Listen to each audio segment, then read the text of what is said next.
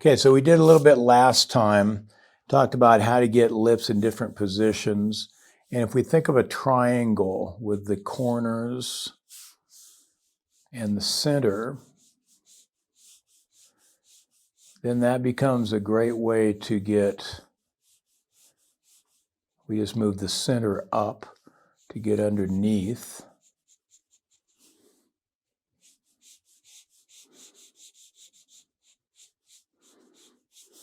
And the center down to get on top. And then there's some proportional issues that we talked about in terms of facing and how much of the upper lip do we see when we're on top and how much of the lower lip do we see when we're underneath and that kind of thing. So let's take this a little bit farther. We're going to look at the actual structures of the lips. They're pillowy shapes for the most part. And they can be broken down into different ways. And what we want to do when we look at any of the features, we want to get the architecture of the features. Could be two-dimensional too, but since we're realists generally here, we usually talk about the three-dimensional. We want to get the architecture of the features and how they fit onto the greater landscape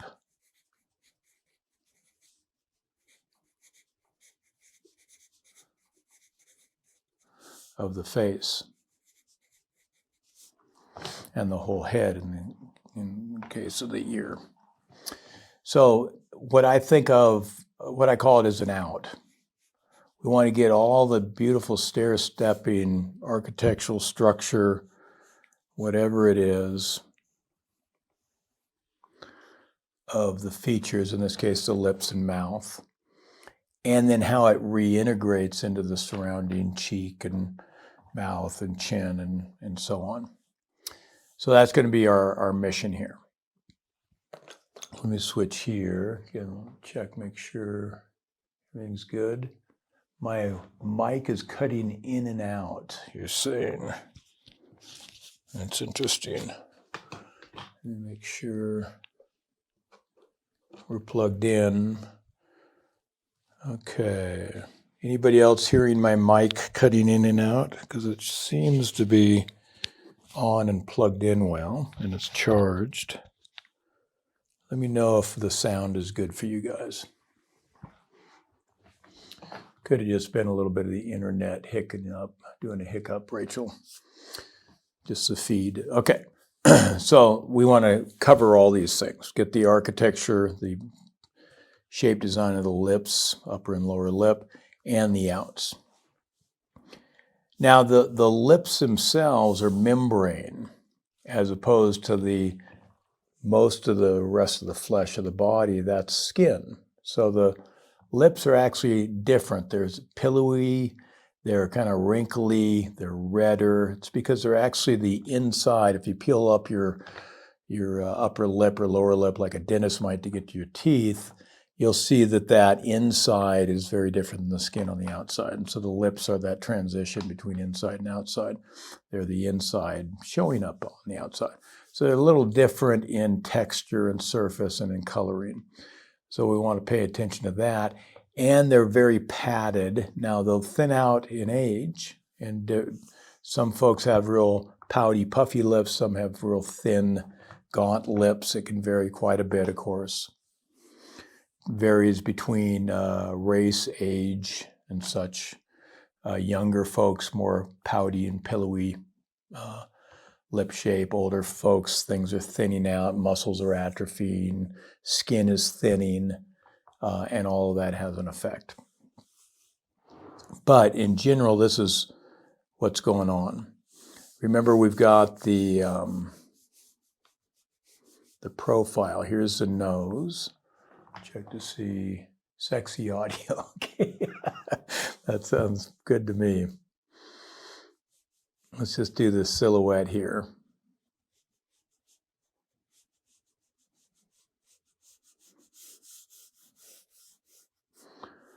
Like so. And right at this change from the skin into the membrane,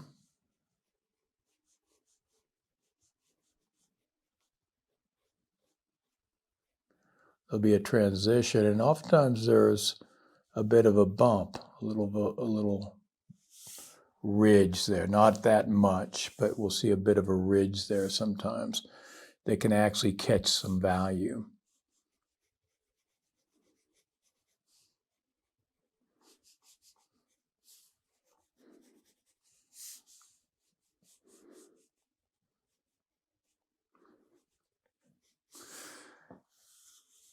And the upper lip tends to be a stronger step. The lower lip is also a stronger step, but only on the inside. On the outside, the transition between the membrane lips and the pouty region of the barrel of the mouth shows up, but subtly. So we might get a little bump over that transition from membrane to skin, but the overall track is out this way. And there's a fairly smooth transition from lip to the pouty mouth area in there. So let's take a look at that.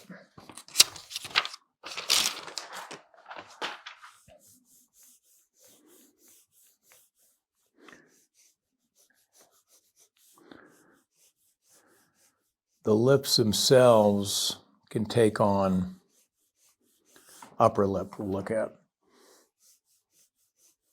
can take on a couple different shapes usually.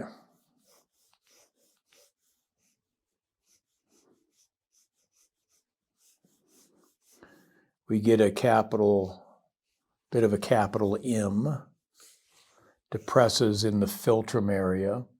It's a little spoon shape depression, sits in there. Let's dust this back. The mouth does this, depresses out, comes that way. So this philtrum ends up being the front plane, a little front plane to the mouth, the whole barrel of the mouth, and to the lips. And then these become corner planes. And so you might well see these two planes catching different value. You can see that corner plane here gets darker, front plane here, far corner plane a little lighter. And then in between, if it's lit this way, say, that philtrum can catch a little shadow shape. That corner of the mouth can catch a shadow shape or a darker half tone. So if the lighting was this way, this would be lighter. This would depression out like a crater. This would face back up, catch more light, get lighter, and then this would drop again into glancing light or into full-on shadow. So we have those three planes. That front plane can seem a little wider, but usually it's based off the philtrum. The philtrum can be more depressed. It can be just a little kind of bump, like the spine kind of. It can be very shallow. It can be very deep. It can be very long. It can be rather short. So all those have a variation. But the pillow of the upper lip, in this scenario, in this capital M scenario, typically we think of this heart type shape, like so, with two little pillowy triangles, like so. And where these three shapes, 1, 2, 3, come together, they don't fully merge. Then you also have the pillow of the mouth, the pouty cheeks, the dimple area that collapse in on the mouth. You can see it here. Also have an effect. And where the cheeks, the dimple area, meets the upper and lower lid, it doesn't fully seal. And that's actually, if your mouth is closed when you're sleeping on your side, that's where you're going to drool out, actually. So usually when we draw a line here, a little darker there, and then this triangle pillow comes down into the lower lip. This is the lower lip here. This is the upper lip here, of course.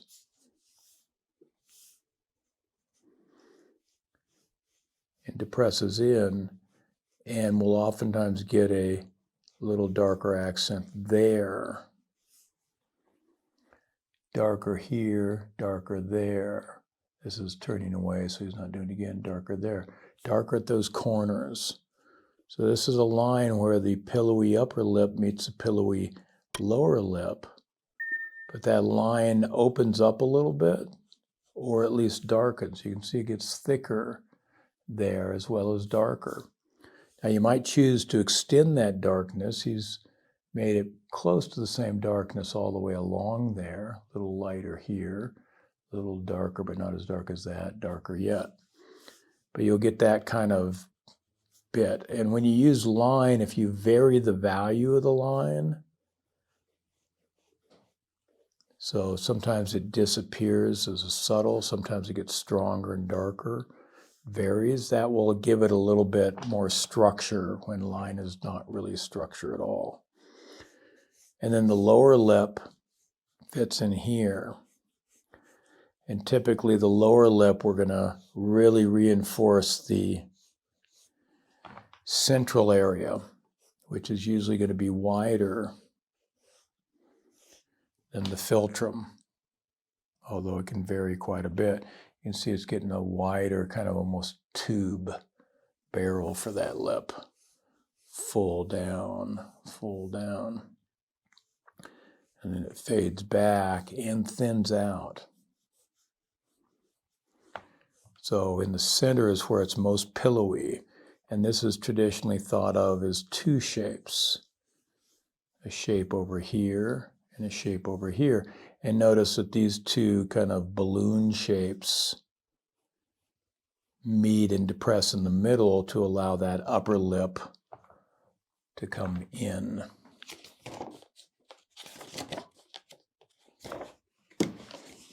Here you can see it a little bit better.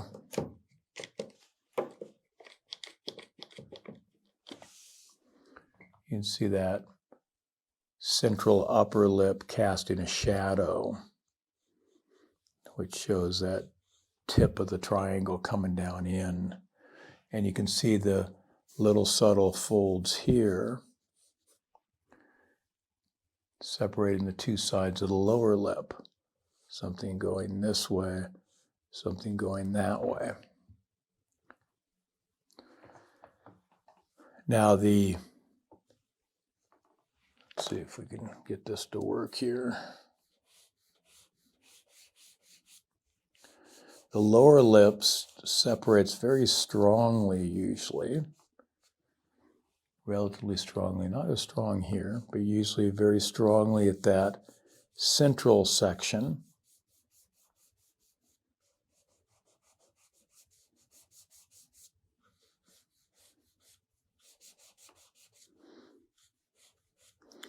And it steps back into the chin, so we get that central section getting a nice shadow shape as it sits into the chin, and the chin bumps out and catches light again.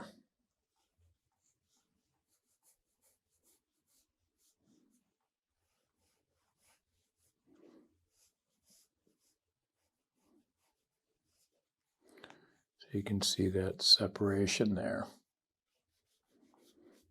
a bit, more or less depending, bumping. And then it separates a little bit, but you can see the separation between the membrane and the skin starts to fade out a lot, a little, completely. So we might get a little ghosting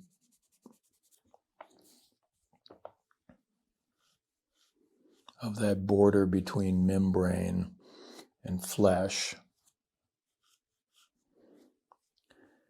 But it will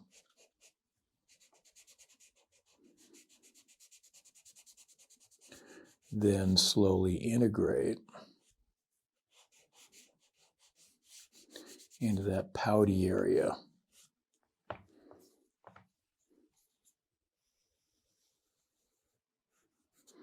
of the mouth. And there might be a subtle bump, but by the time we get here,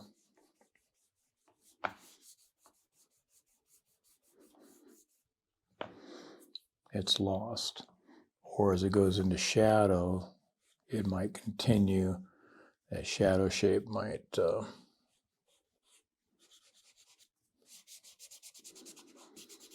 just lose that pouty area. The upper lip is on top of and can cast a shadow.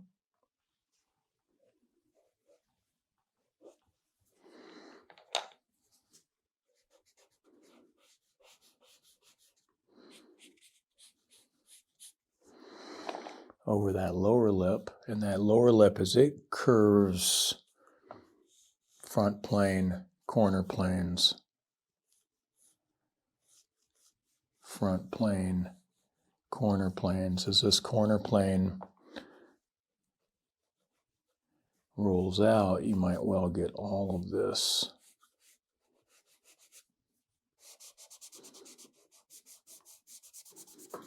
dropping into shadow, and that pillowy form slowly rolling back into light.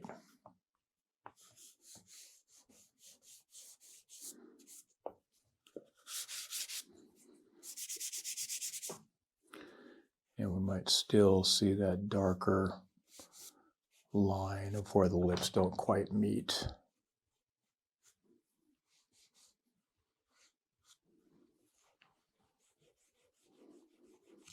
That pillowy form where the pouty dimple area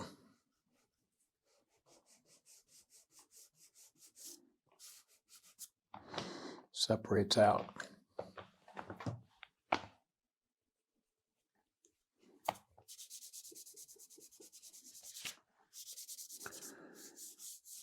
And if you've got lipstick on, or you've wet your lips, it's sweaty, then those wetter forms will catch more highlight, and you can catch some strong highlights. And sometimes those highlights will track the kind of the serrated or corrugated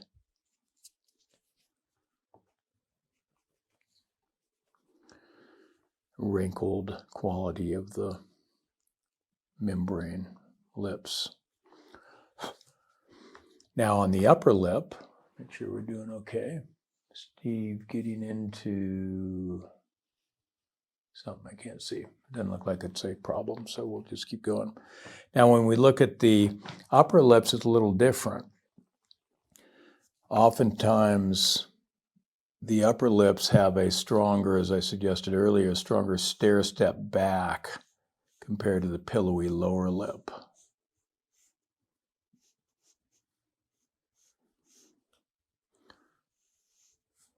But usually it's a little sharper on the, it's a little more, let me say it this way, it's a little more pillowy, softer transition on the inside, not always, but oftentimes, softer transition on the inside, and it can be a fairly sharp transition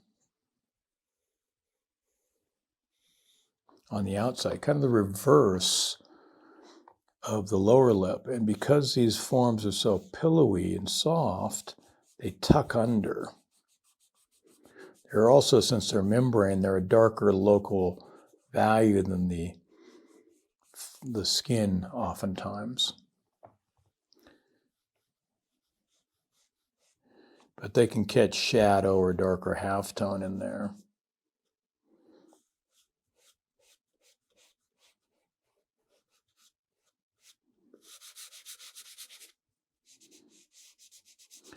And so those upper lips, basically that central area, in this case the far area because it's tucking back into that corner plane, wrapping around the mouth.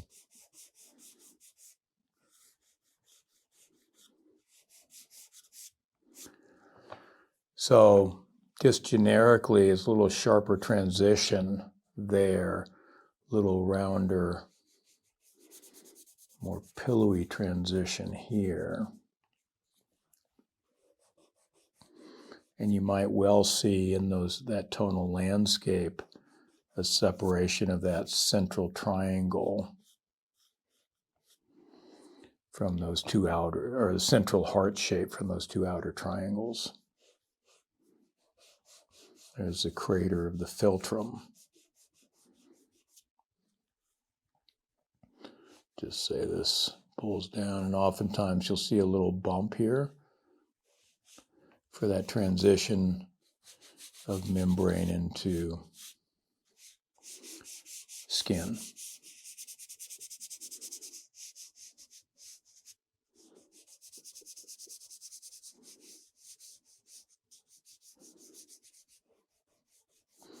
And if you're trying to do the kind of the lush wet lips, then pushing that membrane down darker in value, darker in redness, might be a good way to go, because then you've got a hotter, more dramatic highlight to show that wetness.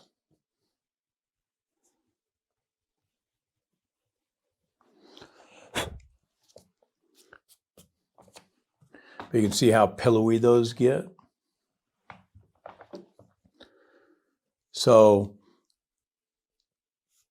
and then oftentimes if I'm not doing a full rendering, I'll use, as I'm doing here and here, I'll use line. A lot of alla prima painters, Zorn, Sargent, Duveneck, Croyer, those guys will use line in those shadow areas or line in the background. And then they do the more realistic gradations, tonal mapping in the transition back into light.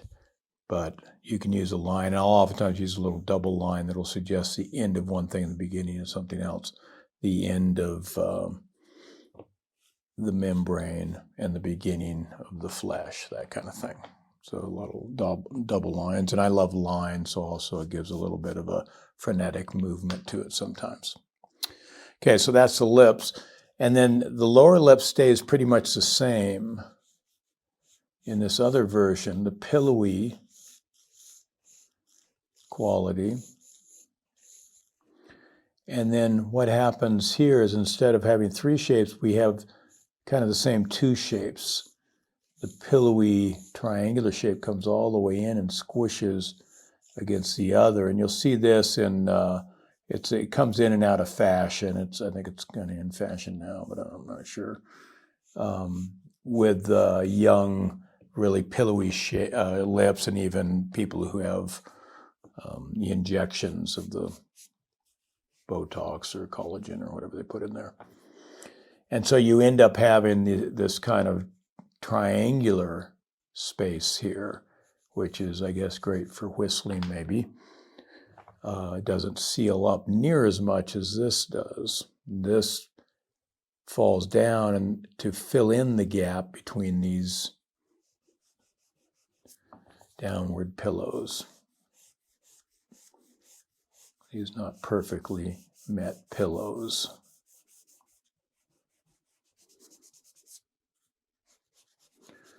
You also have the same pouty kind of structure, possibly, it varies, but the same kind of integration back into the surrounding landscape.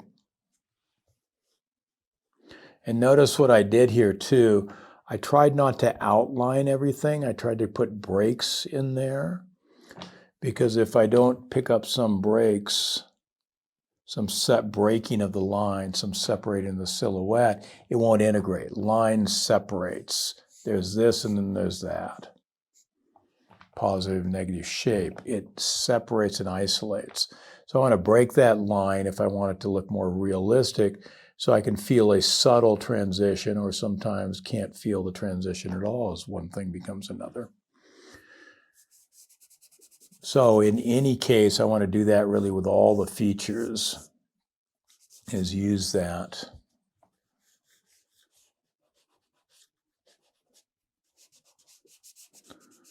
Broken line technique, line mixed with tone. And of course, I could get rid of all of the line, because there's no such thing as line in nature. There might be a very thin shadow shape.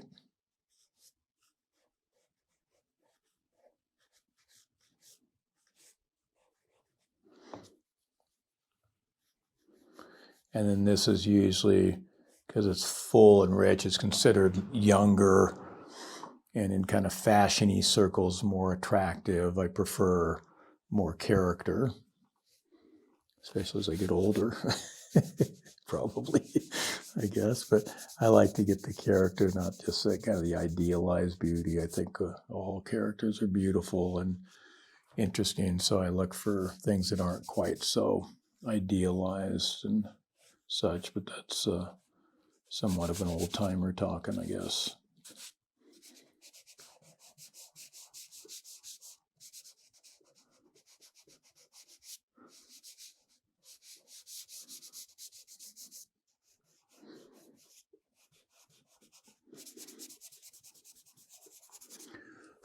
So you can see those kind of whistle lips, let's call them.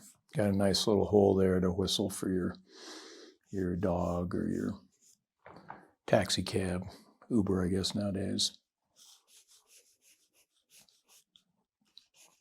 And that membrane kind of thing can be happening there. So this loses that capital M. We don't get that big divot down there usually. It's usually a more slight depression. Sometimes there's no depression at all. So slightly different structure there. And again, if I wanted to get that kind of wetter, glossier look, I could knock everything down here.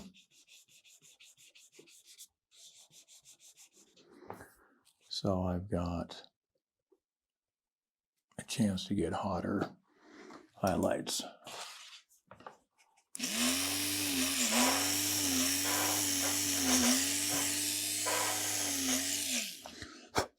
Like so.